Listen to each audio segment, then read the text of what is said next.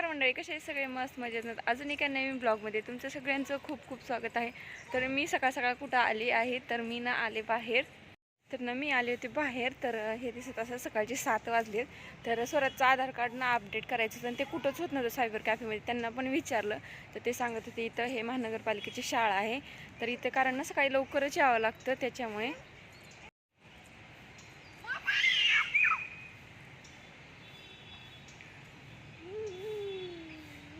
तर विराजला ना खूप मस्त वाटते सकाळ सकाळ वातावरण. जास्त थंडी पण नाही, आभाळ आली त्याच्यामुळं.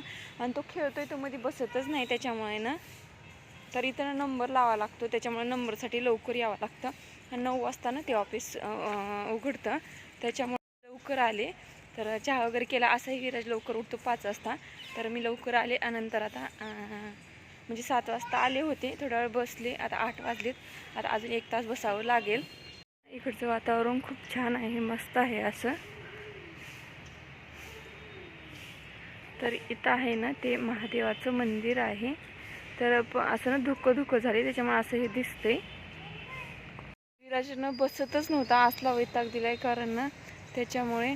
आणि स्वराज वगैरे घरी झोपला आणि मी चहा आंघोळ करून आले होते, चहा पिऊन आले होते. आता विराज काही बसत नाही. आता मला ना असा वैताग आलाय. आता कसं तर 1 तास त्याला ना मला असंच खेळावं लागेल इकडून तिकडं. तर दिवस उगवला आहे.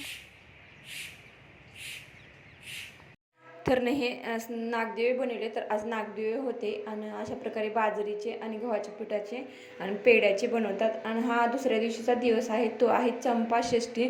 तर षष्ठी आहे आज, त्याच्यामुळे मग आमच्या इथे पुरण घालतात, पुरणपोळीचा नैवेद्य असतो. तर इथं ना मी पुरण शिजवलं आणि नंतर आता साखर घालून मी त्याला चटका देणार आहे.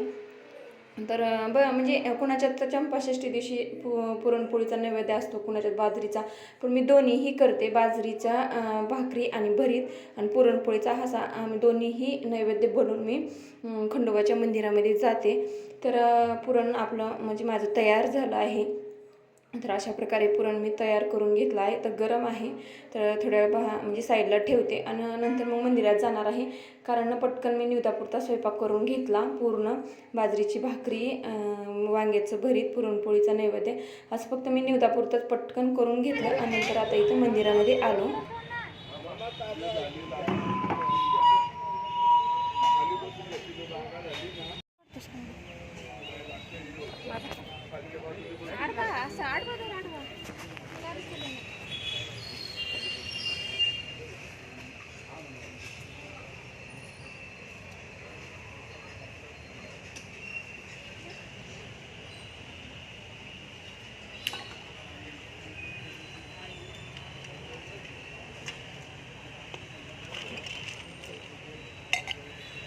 अलीकडे बारीक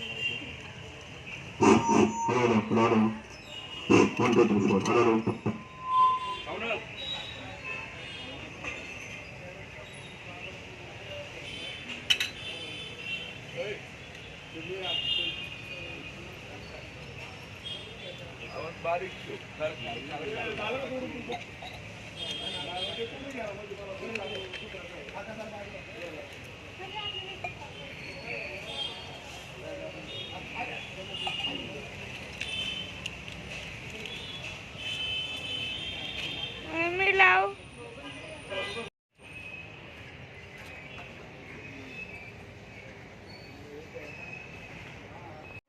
तर खंडोबाच्या मंदिरामध्ये आलो, दर्शन वगैरे केलं. जास्त काही गर्दी नव्हती कारण सकाळ सकाळच आले होते मी 8 वाजता. आणि इथं एक म्हणजे माणूस होतं, त्याच्या अंगामध्ये हे वारं आलं होतं, खंडोबाचं वारं म्हणतात त्याला.